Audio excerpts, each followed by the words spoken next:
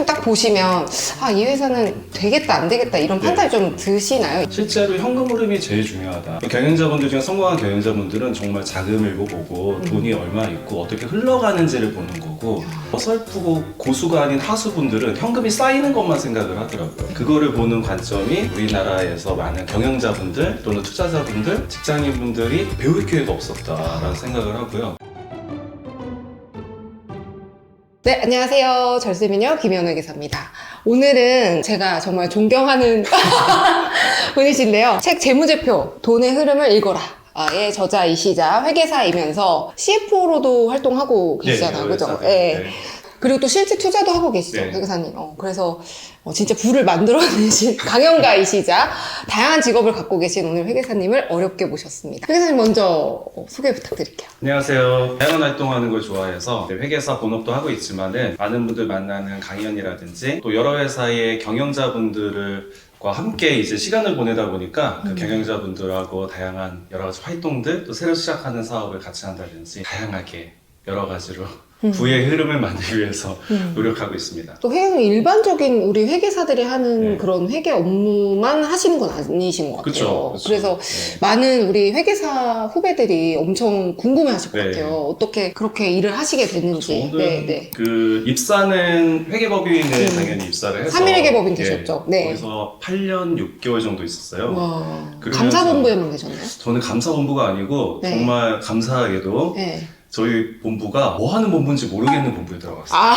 저희 선배분들 볼 수도 있는데 네네네. 너무 좋은 게 네. 다양한 업무를? 다양한. 저기 말을 실수할 뻔했는데 저희 파트너님 말로는 돈 되는 거 다 한다.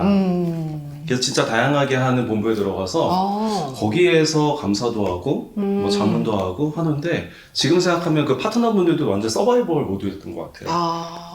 그래가지고 나중에 우리는 회계법인 입사하면은 파트너 되는 게 꿈이잖아요. 네, 맞습니다. 근데 그 파트너분들도 이직하려고 준비를 하시고 우리는 어디 가지 노력하시고 하는 걸 보면서 아, 이거는 살아남아야겠다라는 생각을 했고, 정말 운이 좋게 저희 팀에서 했던 업무 중에 교육 업무를 좀 했어요. 아. 그래서 시즌이니까 페이트너가 있는데 네. 강의할 사람 하니까 가장 회계 기준을 잘하는 사람들은 뉴스텝인 거예요. 그래가지고 손 들고서는 뭐 갈 사람 하면 안 가니까 어사인을 그냥 받은 거예요. 네. 어사인표에 강의도 해야 되고 시험지도 내야 되고 그런 일을 한 거예요. 저도 한번 강의를 시켜가지고 네. 한 적이 있었는데 네. 근데 어떻게 처음 강의하셨을 때 좋으셨어요? 그래서요? 저는 강의를 전날까지 준비를 못했어요. 그때 감사 그죠, 기간이어가지고. 너무 바쁘시니까. 예, 그리고 회계 실무자분들 대상으로 강의를 하는데 그때 나이가 27이니까 이건 어떻게 하지 걱정하다가 1시간 딱 강의하고 느낀 거는 이게 천직이구나. 되게 편한 거예요. 되게 재밌고. 좋은 계기가 예, 됐네요. 그래서 저는 사람들 많은 데서 에너지를 얻는 스타일이라는 거 알았어요. 혹시 MBTI가 어떻게 되시죠? 전 ENFP. ENFP. 네, 저희 팀에서 유일하게 ENFP였고. 회계사는 잘 안 갖고 있는 잘 성향이시네요. 없었어요. 저희는 40명 팀원 MBTI 그때 테스트했는데 저하고 컨설턴트 분 중에 하이퍼인 분이 한 분 계셨는데 네네. 2명만 ENFP였어요. 아, 그렇군요. 그래가지고 아까 제가 네. 여쭤봤는데 아니시라고 해가지고. 회계사님 다 다른 것 같아요.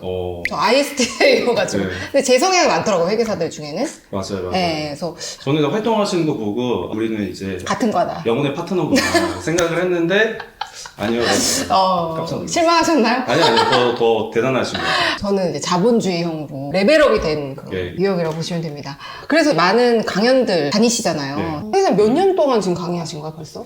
강의는 저는 평생 할 건데 네. 강의는 그 입사 이래로 계속했으니까 2007년부터 우와, 계속했죠. 거의 20년 다 예. 강의 되신. 아니 근데 꾸준히 사실 대기업 강의를 하는 것도 찾아주셔야 되는 건데 그거 자체가 회계사님이 잘 하신다는, 호응이 많다는. 예, 진심을 다하고 강사를 연연하지 않고요. 타고나셨네요. 네. 이 강의가 제가 보니까 약간 좀 타고나는 부분이 필요한 것 같더라고요. 아까 천직이라고 말씀하셨는데 저는 이제 강의를 하면서 아 이건 내 일이 아니다. 그때 이제 깨달았거든요. 네. 너무 잘하시더라고요. 그래서 근데 말을 좀 천천히 재미있게 이렇게 여유있게 즐기질 못해요. 그래서 수험 강의는 제가 할 수 있겠더라고요. 수험 강의 너무 잘하죠. 수험 강의는 좀 할 수 있겠는데 네. 그냥 일반인을 대상으로 그게 제일 어렵더라고요. 네. 이번에 책 쓰셨는데 우리가 재무제표로 돈의 흐름을 읽는 관점으로 접근하신 게 굉장히 네. 인상적인데 네. 이걸 쓰시게 된 계기가 있으실까요? 우리가 만나면 손익계산서 많이 보잖아요. 네네네. 근데 매출이라는 이야기를 많이 하고 이익이라는 이야기를 많이 하는데 현금 흐름 흐름은 이야기를 많이 안 하거든요. 아, 그렇죠. 저는 제일 현금 흐름 중요한데. 관점에서 꼭 봤으면 좋겠다는데 현금 흐름이라고 하면은 마치 또 딱딱한 용어 같아가지고 돈의 흐름으로 치환해서 얘기한 거고. 네. 근데 저는 현금 흐름이 가치에 가장 연관이 있잖아요. 네. 기업 가치. 네. 그리고 혈액순환이고 네. 막히면은 망하는 건데 중간에 이제 경영을 참여할 일들이 있으니까 실제로 현금 흐름이 제일 중요하다. 경영자분들 중에 성공한 경영자분들은 정말 자금일보 보고 돈이 얼마 있고 어떻게 흘러가는지를 보는 거고 어설프고 고수가 아닌 하수분들은 현금이 쌓이는 것만 생각을 하더라고요. 근데 현금이 쌓일 수 있죠. 대출 받아가지고 당장 돈이 있으면 그게 뿌듯한 일은 아니잖아요. 네, 맞습니다. 그게 어떻게 흘러가야 되고 아. 그 흘러간 걸 통해서 어떻게 창출되는지를 봐야 되는데 네. 그거를 보는 관점이 우리나라에서 많은 경영자분들 또는 투자자분들, 직장인분들이 배울 기회가 없었다라는 생각을 하고요. 회계사님 잘 아시지만 재무회계 마지막 단원이 현금 흐름표잖아요. 네, 맞습니다. 학교 다닐 때도 많이 못 배웠던 것 같아요. 네, 제일 뒤에 있다 네, 보니까. 제일 뒤에서 아무래도. 교수님들 진도를 못 나가요. 네, 공강을 해버려요. 근데 그 이유를 제가 이번에 쳤으면 찾아보니까 현금 흐름표가 1980년도에 정립이 된 재무제표더라고요. 근데 왜냐면 한 100년 전에는 현금 흐름표가 필요 없는 게 일치했으니까 손익계산서랑. 네, 네. 그래서 최근에 나온 지표라고 볼 수도 있지만 이제는 사실 대중적인데도 불구하고 많은 분들이 어렵다고 생각하셔서 그렇죠. 이 책을 아. 통해가지고 좀 알려드리고 싶었습니다. 아, 그렇군요. 그래서 투자자분들뿐만 아니라 그 개인들도 네. 사실은 본인 개인의 재무제표를 만들고 돈의 맞습니다. 흐름을 읽고 관리를 하시는 게 좋으실 것 같아요. 근데 회계사님 여러 책을 집필하셨잖아요. 이렇게 집필을 하시게 된 또 계기가 있으세요? 저는 강의하고 책은 컨설팅 보고서보다 훨씬 훌륭한 자문이라고 생각을 하거든요. 우리 컨설팅 보고서가 정말 글자 크기 두껍잖아요. 11에 뭐 이렇게 나가잖아요. 표 네. 만들고 그거 어떻게 또 장표 만드냐, PPT 누가 잘하냐 그거를 뽐내는데 아무도 안 보잖아요. 네, 합니다. 앞에 요약자를 조금 보고 결론자를 보고 너무 안타까운 거를 보잖아요. 근데 그것보다는 이렇게 잘 설명드리고 말씀드리고 좀 편안하게 예, 또 다가갈 수 책으로 있게. 책으로 또 공부하시는 분들이 많으시면은 도움이 분명히 될 것 같고 음. 저 근데 궁극적으로는 이거를 공부해서 회사가 매번 제공하는 사업 보고서라든지 재무제표를 잘 읽으셨으면 좋겠다라는 생각을 하고 있죠. 실무 담당자 분들이 네. 더 도움을 받으셨으면 하는 바람에서 이렇게 책을 쓰신 것 같고 하네요. 그러면 회사들 CFO로 네. 계시면서 많이들 자문해 주시잖아요. 그러면 그 회사들에서 제일 중요한 게 현금 흐름이라고 생각하시는 거죠. 맞아요. 그래서 예를 들면은 네. 어떤 패션 회사 내지 화장품 저 브랜드 회사들하고 많이 일을 하는데 그것도 어떤 계기가 있으세요? 회사님? 계기는 저희는 항상 사람들을 만나니까 처음에 이제 연계되는 사람 중에 PC 맞는 분들이 있는데 네. 항상 어떤 산업이 올라올 때 저도 같이 그분들하고 네트워크를 할 일들이 많았거든요. 뭐 예를 들면은 2013년도에 그때 3일에 있었는데 네. 그때 세바시를 출연을 했는데 거기서 뵌 분이 이제 배민 창업자 김봉진 회장님이시고 네. 그때도 자문하셨죠, 회사에? 예, 지금까지도 계속 하고 있거든요. 같이 예. 하고 계시구나. 네, 그때는 그냥 만남이지만은 그 인연을 어떻게 보면 소중한 기회를 보는데 처음 시작하시는 창업자분들 내지 또는 투자도 받고 성장하는 회사 네. 같은 경우에는 네. 주변에 많은 분들이 조력을 할 것 같지만 생각보다 없어요. 그리고 누구한테 물어봐야 될지 모르겠고 네. 또 투자받은 분들 입장에서는 그 예를 들면 CFO가 파견이 될 수도 있고 또는 회계법인이 있다 하더라도 말을 너무 어렵게 그 회계사분들이 하는 경우도 많은데 맞아요. 저는 편하게 만나던 사이니까 좀 쉽게 설명드리고 그러면서 성장한 같이 하자. 계기가 있어요. 같이 일을 그래서, 하시게 예. 됐구나. 뭐 최근에도 뭐 패션 회사라든지 네. 화장품 회사들도 너무 저한테는 되게 편하게 네. 어떻게 하면 좋겠다는데 네. 그러면은 거기서 가장 핵심도 마찬가지로 돈의 흐름이 뭐 재고 관리라든지 뭐 예를 들면 쿠팡을 입점해야 돼 말아야 되는데 네, 그것도 네. 그냥 기준을 현금 흐름으로 보는 거예요. 아. 쿠팡 입점하면 돈을 늦게 받을 텐데 네. 근데 돈을 늦게 받고 수수료도 많이 줘야 될 텐데 음. 그럼 처음부터 입점할 거면 거기에 맞게 전략을 세워서 쿠팡 향으로 입점을 하자 한다든지 아니면은 그게 안 하면 너무 싫어 그러면은 내가 팔로워가 있어가지고 쿠팡의 트래픽을 내가 가져갈 수 있게 자신 있게 구축할 수 있는 뭐 그런 자문을 한다든지 그런 게 사실은 어렵지 않고 상식적일 것 같지만은 누군가 얘기를 해주는 게 되게 중요하더라고요. 근데 사실 그 판단을 하는 게 네. 쉽지는 않은 것 같아요. 예. 회계사님의 가진 능력이신 것 같은데요. 그래서 경험을 통해서 그래도 근데 예. 여태까지 많은 스타트업을 키우셨잖아요. 그죠? 제가 키운 건 아니고 저 옆에서 도움을 주셨잖아요. 있으면서 옆에서 잘 된 회사들 위주로 얘기를 한 거고요. 네네. 안 된 회사는 또 안 된 회사가 있겠죠. 근데 또 그 시행착오 과정에서 맞아요. 배우시는 게 많으실 테니까. 너무 많이 배우죠. 물론 이제 그분들이 잘 하시는 것도 있지만 그 회계사님이 또 조력자로서 이렇게 도와주심으로써 또 회사가 성장하고 커지고 좋은 또 투자를 받아서 또 엑싯을 하시는 분들도 있고 이러면 굉장히 뿌듯하실 것 같아요. 뿌듯하죠. 뿌듯하고 엑sit 할 때 양도세 신고도 해드리고 초기 투자하는 경우도 있고 투자 요청해서 했다가 네. 뭐 연락 안 되신 분도 있고 계속 찾아다니는 경우도 있고. 아, 그러시군요. 네, 여러 가지 역시 경우가 시행착오가 있으시군요. 그럼요. 어쨌든 다양한 이제 경험을 하셨기 때문에 회사님 딱 보시면 이 회사는 되겠다 안 되겠다 이런 판단이 좀 드시나요? 극단적인 것 같아요. 초기 기업들을 또 투자 기회가 있으면은 초기 기업 투자는 상당히 위험한 투자잖아요. 네. 그럴 때는 숫자를 물론 보고 하지만은 비즈니스 모델하고 되게 정석적인 얘기지만 경영자랑 대화를 되게 많이 나누면서 네. 하거든요. 아, 지금도 어떤 경영자분 한남동에 있는 회사인데 네. 경영자분이랑 거의 이틀에 한 번 티타임을 하면서 얘기를 하고 근데 경영자분의 마인드가 제일 중요한가요? 그쵸. 어떠세요? 좀 제일 중요해요? 진실돼야 되고요. 그리고 하나가 너무 죄송한 얘기지만 경영자분이 긍정적이어야 되는데 좀 세상을 뭐 비관적으로 바라본다든지 근데 긍정적인 게 긍정적인 자신감이 나오는 뭐 근간이 있어야 되잖아요. 네. 그러니까 전에 어떤 경험이라든지 성공 경험이라든지 그런 게 있는 분인지를 좀 많이 봐요. 아, 그렇구나. 예. 그래서 근거 없는 자신감은 사실은 안 되는데, 되죠. 네. 그래도 어느 정도 자신감이 나온다는 네. 거는 좀 본인이 어떤 기반이 있기 때문에 나오는 거라고 저도 그렇게 생각합니다. 회계사님도 투자를 많이 하고 계시잖아요. 그죠? 상장 주식도 투자하고 네, 다양하게 투자하세요. 뭐 우리가 주식파와 네. 부동산파가 있잖아요. 근데 제가 알기로 회계사님 굉장히 고가의 부동산 네, 갖고 저는 한남동에 살고 계시는 걸로 알고 예, 있는데 저는 부동산도 투자를 같이 하시는 거예요? 같이 하죠, 저는. 아, 저는 부동산. 안정적인 투자자라고 생각해서 네. 예를 들면은 요즘에 부동산 정책 때문에 어려운데 네. 저는 신입사원분들한테 풀로 레버리지를 활용해서 가장 좋은 아파트를 들어가고 거기에 살지 말고 네. 세입자를 껴서 갭 투자를 하라라고 얘기하는 사람이었어요. 지금 생각은 왜냐면은 어떠신가요? 그것도 아직도 맞다고? 지금 저는 맞다고 생각하는 게 1번이 주거 안정성에 대한 부분도 있지만 내가 그 집에 안 들어가면 투자 자산이 되고 들어가면 사용 자산인데 네. 근데 그 두 개를 같이 하는 게 우리나라에서는 맞다라고 생각을 하거든요. 대신에 중요한 거는 가장 누구나 살고 싶은 네. 그거를 해야 된다. 좋은 지역에. 요즘 뭐 여러 가지 조세 정책 네. 때문에 그렇죠. 아무래도 규제가 많아서. 규제 정책이나 이런 것 때문에 쉽지는 않은데. 네. 그럼 회계사님도 그렇죠. 원래 부잣집 아들이었나? 아니요, 저는 뭐 이제 일하면서 일하시면서 하는 거고. 회계사님이 자수성가하신. 네. 그죠? 와. 그러면 그 한남동에를 분양받으신 거예요? 아니요.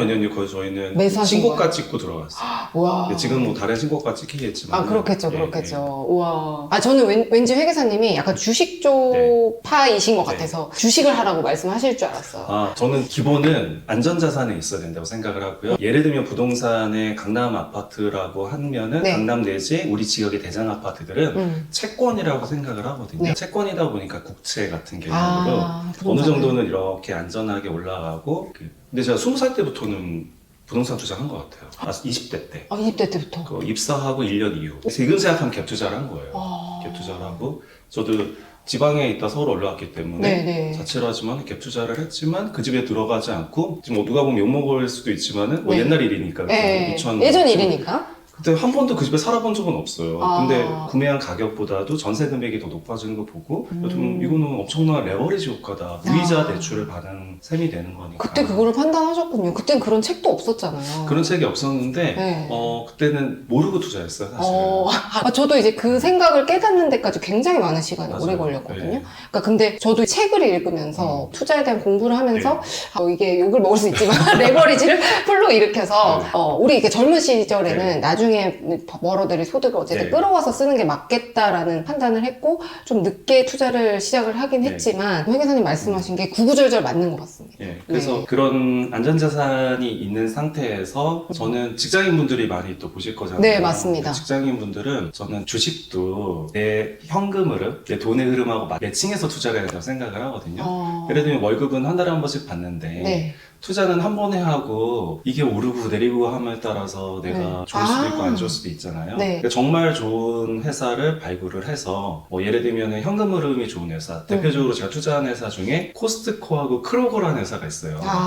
코스트코는 배당도 주지만은 우리가 다 아는 현금 흐름 좋은 회사잖아요. 멤버십 비용을 받고 돌리고 그 크로거도 마트거든요. 워렌 버핏도 투자하고 배당도 줘요. 미국 주식 같은 경우에 되게 안정적인 회사고 근데 그런 그런 회사들은 그냥 미국 소비에 대한 물가 완화 형태로 계속 올라가는데 중간에 네. 배당도 나오고 적립하면서 투자하면 계속 올라가는. 적립식 투자를 나눠서. 예. 그죠? 왜냐면 현금 흐름이 내가 들어오는 타이밍에 또 투자를 하면서 계속 가야 되는 거지 중간에 돈을 빼는 건 투자가 아니고 그건 약간의 차트 보고서나 하는 수급 상황 보고 하는 거기 때문에 네, 좀 네. 다른 것 같아요. 근데 돈을 빼는 건 맞아요. 투자가 아니다. 직장인분들 같은 경우에는 돈이 필요하실 수가 있잖아요. 그때는 뭐 빼도 되지만은 아, 보고 오늘 알람이 갑자기 뜨잖아요. 몇 프로 올랐네. 네. 예, 그러면 왠지 빼고 싶어하는 익절하고 싶은 심리가 누구나 있거든요. 맞습니다. 이익을 확정하고 싶으니까. 어. 뭐 저도 당연히 그러긴 한데 대신 손절은 못해요. 네. 근데 손절을 왜 못하지라고 하면 이 회사가 과연 좋은데 거시적인 요소나 일시적인 조정이라고 생각을 하면은 또 투자해야죠. 네. 떨어진 상태에서. 그렇죠, 그렇죠. 예, 그래야지 이제 근데 보통 그때 못 들어가죠. 못 들어가고 물타기라고 생각하는데 네. 그래서 내 논리를 세우고 아, 정확한 예, 기준이 있어야 기준이 되겠어요. 있어야 돼요. 그럼 회계사님도 꾸준히 해외 주식이, 예. 미국 주식이든 국내 주식이든 이제 꾸준히 이런 기업들 리스트업해서 확인하시고 트래킹을 하시나요? 저는 종목은 5개 넘기진 않고 미국 5개, 한국 5개. 완벽한 분산 투자네요. 예, 제가 아는 회사들, 네. 아는 회사들 위주로 하고 모르는 회사에는 투자하지 않고. 그쵸. 근데 어차피 모르는 회사는 타이밍을 잘 못 잡아요. 음. 우리가 삼성전자나 하이닉스를 가지고 지금 환호를 하시는 분도 있고 너무 배 아파하시는 분도 있을 거예요. 네. 근데 왜 그런가 보면은 방산주 중에서 10배 오르는 회사도 있어요. 맞습니다. 근데도 왜 삼성전자에 좋아하기도 하고 배 아파하냐 하면은 가시권에 있던 회사이기 때문에. 아, 내가 알던. 예, 내가 아는 회사고 내가 이용하는 회사고 항상 보던 손에 쥘 수 있었던 투자 기회였기 때문에 아까운 거지. 그래서 내가 아는 거를 잘 보고선 네. 하는 게 중요하죠. 아는 곳에 투자를 잘, 해야 네, 된다. 투자를 적립식으로 잘 하는 게 직장인분들에게는 맞다고 저는 생각은 해요. 제가 그 투자자로서 돈을 공부하는 원칙이나 이런 걸 여쭤보려고 네. 했는데 정확하게 지금 다 말씀해 주셨고 어쨌든 회계사님도 꾸준히 계속 공부를 하고 회사들을 트래킹하고 계시다라는 말씀이시잖아요. 근데 또 회계사님은 재무제표를 보거나 더 유리하신 부분이 있으니까 우리 그 재무제표를 또 어려워하는 또 맞아요. 구독자분들이 네. 계실 거예요. 그럼 우리 회계사님 책을 보시면 아, 재무제표를 그렇죠. 쉽게 이해할 수 있을까요? 철저하게 제가 강의하던 내용은 책에 쓴 거거든요. 아, 네네. 근데 강의 듣는 분들이 저는 회계팀에 계신 분들 강의는 거의 없어요. 비재무 직군 분들 또는 뭐 임원분들 네. 하다못해 얼마 전에는 삼성전자의 등기 이사분들도 가서 알려드리기도 하거든요. 그분들이 예를 들면 잉여 현금 흐름이라는 단어라든지 이런 거에 대해서 되게 어려움을 네, 벌써 어렵다고 느껴질 것 같아요. 근데 심지어 잉여 현금 흐름이라고도 얘기 안 하고 프리캐시플로우라고 적혀 있거든요. 네네네. 그러다 보니까 더 헷갈리고 네, 왜 네. 프리는 자유인데 왜 잉여라고 번역해? 이거부터 시작해서 이제 그런 거를 좀 쉽게 얘기를 하려고 많이 노력을 했죠. 그렇구나. 예, 근데 재무제표 관련 책들 보통 계정 과목별로 나오는데 네. 그것보다는 우리가 매출부터 보잖아요. 네. 근데 매출에 오해가 너무 많아서 매출에 속지 말자. 그리고 이익이 있어도 부도나는 회사가 있으니까 이익에 속지 말자. 그럼 기준이 있어야 되는데 기준은 현금 흐름, 돈의 흐름으로 보자. 그러한 맥락으로 가는데 근데 일부에서 저희 편집자님들이 근데 재무제표 어디서 찾아야 되는지 실제 물어보더라고요. 그럴 수 있겠네요. 네. 그래서 원래 안 들어갔던 내용들이 그분들 시선에서 또 재무제표인데 기초적인 것부터. 예. 근데 요즘엔 챗GPT나 생성형 AI로도 분석하거든요. 네. 근데 그런 내용들도 좀 넣었어요. 그렇구나. 예, 그게 잘못 분석될 수 있어서 정확하게 하려면 어떻게 해야 된다 이런 것까지 좀 내용을 넣었습니다. 방금 네. 이제 AI 말씀하셨는데 AI로 인해서 이제 후배 회계사들이 이 직업이 없어진다. 대체가 될 거다. 이런 걱정들, 고민들 많이 하더라고요. 그쵸. 공부를 또 준비하시는 그쵸. 분들이. 그거에 대해서 또 어떻게 생각하세요? 저는 정말 후배분들이 찾아오면 꼭 얘기하는 게 어차피 자격증은 라이선스라는 게 운전면허증이잖아요. 내가 어떤 차를 탈지는 본인이 잘 결정해서 가야 되거든요. 뭐 운전면허 있다고 해서 운전 안 하는 사람도 있잖아요. 맞습니다. 예, 그런 것처럼 내가 나의 길을 가야 되는데 이게 AI가 나왔어 라고 하면 그거를 가장 잘 활용하는 사람이 돼야 되는데 요즘에 저희 이제 자문하는 대표님들도 일단은 뭐 챗GPT나 뭐 제미나이에 검색을 해서 저한테 물어봐요. 근데 이게 틀릴 때도 있고 맞을 때도 있고 심지어 개정된 거를 AI가 먼저 캐치할 수도 있잖아요. 그래서 그런 거를 뭐 못 따라간다고 하면 저도 크로스 체크하고 다른 관점에서 구조를 설명드리는 거는 AI는 못하니까. 그렇죠. 근데 그것도 제가 구조를 설명드릴 때 리포트 해야 되잖아요. 너무 쉽게 정리가 되니까 저는 근데 그 구조를 잘 보고 디자인을 하는 게 되게 중요하다. AI를 잘 활용해서 네. 또 저의 업을 더 발전시키는 그런 방향으로 활용을 하면 되니까 대체된다고 생각을 해서 겁먹지 않았으면 근데 좋겠다. 특정 영역은 대체가 되겠죠. 예를 네. 들면 세금 신고하는 부분이라든지 맞아요. 우리나라 국세청이 워낙 전산화가 잘 돼 있고 맞습니다. 그래서 근 한 2, 3년간 그런 회사랑 제휴도에서 일도 해봤거든요. 그 AI라고 표방은 했지만 뒤에 사람들이 일을 했어요. 아. 근데 이게 곧 없어지긴 하겠죠. 근데 그렇죠. 이거를 또 빨리 캐치를 하게 되면은 우리 회계사분들이나 세무사분들 중에서도 네. 아주 적은 소수의 인원을 가지고 네. 정말 많은 업무를 할 수 있는 계기가 되지 않을까라는 맞습니다. 생각도 해봐요. 맞아요. 그래서 회계사님은 원래부터 제가 볼 때 그냥 네. 기본적인 우리 회계사들이 하는 영역, 뭐 회계 감사, 세무 조정 네. 이거에서 벗어나서 더 다양한 일을 하셨잖아요. 그렇죠, 그렇죠. 네, 그 네, 어느 네. 순간에는 명함에 회계사라고 안 적고 다닌 적도 있고, 아. 그 제가 자문한 회사들은에서 이제 C레벨 직함을 네. 받으면 명함을 받게 되는데 네네. 거기에 어느 경우는 회계사로 적을 때도 있고 어느 경우는 안 적을 때도 있고 그러시구나. 이거를 좀 틀을 벗어나야 된다고 생각해요. 네. 왜냐면 거기 프레임에 갇히면 안 되니까. 그 부분이 정말 중요할 네. 것 같아요. 이제 후배 회계사들이든 저 자체도 네. 저도 계속 이제 이 고시 공부하고 이제 어째 고지식한 사람이니까 계속 이 틀에 갖추거든요. 저희가 해야 되는 일, 업무가 국한되는 그런 네. 느낌이 있어요. 그래서 저도 이 틀을 깨고 나가려고 하는데 그 부분이 좀 쉽지가 않은데 회계사님을 보고 많은 회계사님들 혹은 세무사님들이 좀 인사이트를 얻어서 네. 좀 업무 영역을 네. 확장하는 이런 계기가 됐으면 네. 좋을 것 근데 같아요. 좀 중요한 게 네. 업무 영역을 확장하더라도 법 테두리에서 보장되는 그 영역들이 있잖아요. 예를 네. 들면은 우리 본업이 기장이라고 해도 네. 개업회계사 같은 경우에는 네, 네. 좀 다른 일을 해야지라고 생각하면 또 안 되는 게 네. 정말 좋은 돈의 흐름이 있는 비즈니스거든요. 오리지널 구독 서비스를 해주는 거고 현금 흐름이 매번 들어오니까 그런 부분들도 다 챙기면서 예를 들면 이렇게 생각하는데요. 어떤 선배들이 예전에 보면 네, 네. 기장거래처가 100개가 있으면은 그래도 괜찮아 네. 이렇게 하다가 뭐 조정료 받으면 괜찮아 하는데 그 틀을 바꿔요. 어. 기장거래처가 100개가 아니라 기장거래처가 10만 개가 있어야 돼 라고 생각을 해보는 거예요. 뭐 네. 10,000개가 되든 10만 개가 되든 영역을 넘어가는데 예전엔 못했죠. 그러려면 직원분들 몇백 명 있어야 될 거예요. 그걸 어떻게 다 관리를 해요. 네. 그렇죠. 근데 지금은 가능할 거라고 저는 생각을 하거든요. 아. 이제 회계사님도 플랫폼화가 되고 아무래도 많은 팔로워가 있다 보니까 당연히 가능할 거고 뭐 예를 들면은 회계사 법의 홍보를 어떻게 하는지 모르겠지만 네. 제재는 있겠지만 그 테두리에서 마케팅을 안 하는 분들이 훨씬 더 많으시잖아요. 아, 그렇죠. 예, AI를 활용해서 시스템을 잘 구축하면은 이제 뭐 100개가 아니라 10만 개도 할 수 있는 거고 사업자들이 뭐 30만, 40만 사업자들이 매번 나오면은 네. 그 중에서 일부를 또 가져가면은 좋겠다 네. 생각을 했어요. 그렇죠. 10만 개. 아우, 생각만 해도. 아, 말씀하신 것처럼. 그렇죠. 돈의 대신에 이제 뭐 서비스에 대한 질을 어떻게 표준화시킬 거냐라는 거는 뭐 어떻게 자동화할 거냐 고민을 해봐야겠죠. 맞습니다. 뒤에서 네. 사람이 일을 하고 있더라고요. 네. 그러네요. 네, 오늘 어쨌든 회계사님 너무 말씀 잘해주셔가지고 그래서 잘. 원테이크로 다.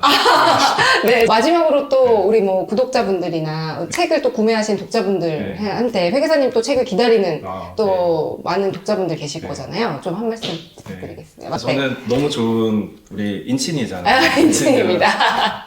너무 멋지고 한데 만나주셔서 너무 감사해요. 진짜 정말 도움이 됐으면 좋겠다는 심정으로 쓴 책이고요. 책 홍보를 떠나서 맞습니다. 그 여러분들이 책을 안 보셔도 재무제표 보기 어려우면은 그냥 하나의 찌라시 읽는다 생각하고 사업보고서나 미국 같으면은 애뉴얼 리포트라는 게 있거든요. 그거를 읽다 보면은 나도 모르게 10분만 제대로 읽으면은 거기서 전문가가 되고 그리고 어떤 산업을 읽고 싶으면은 예를 들면 조선업계다 그러면은 그 회사들이 조선에서 몇 군데에 말씀드린 사업보고서나 애뉴얼 리포트를 읽게 되면은 나도 모르게 지식이 쌓여가는 거를 보실 거예요. 이제 그러면 비즈니스를 이해하고 그 다음에는 숫자를 보셔야 되는데 기존에 우리가 봤던 매출이나 이익을 넘어서 현금 흐름까지 정복하시면 고수가 되실 거고 그러면 결국은 가치를 보게 되니까 기업의 가치. 근데 이게 아까 말씀하신 것처럼 비단 기업뿐만 아니라 나의 가치도 되니까 네. 나의 돈의 흐름도 정리해보는 계기가 됐으면 좋겠어요. 그래서 네. 돈의 흐름이 다 우리 구독자님들께 다 흘러갔으면 좋겠습니다. 저에게도 흘러오기를. 회계사님한테도 흘러가시기를. 네, 오늘 강대준 회계사님께서 귀한 시간 내주셔서 진짜 너무 재밌게 시간 가는 줄 모르고 찍었고요. 저는 또 다음 영상에서 좋은 정보로 찾아뵙도록 하겠습니다. 네, 감사합니다. 감사합니다. 안녕.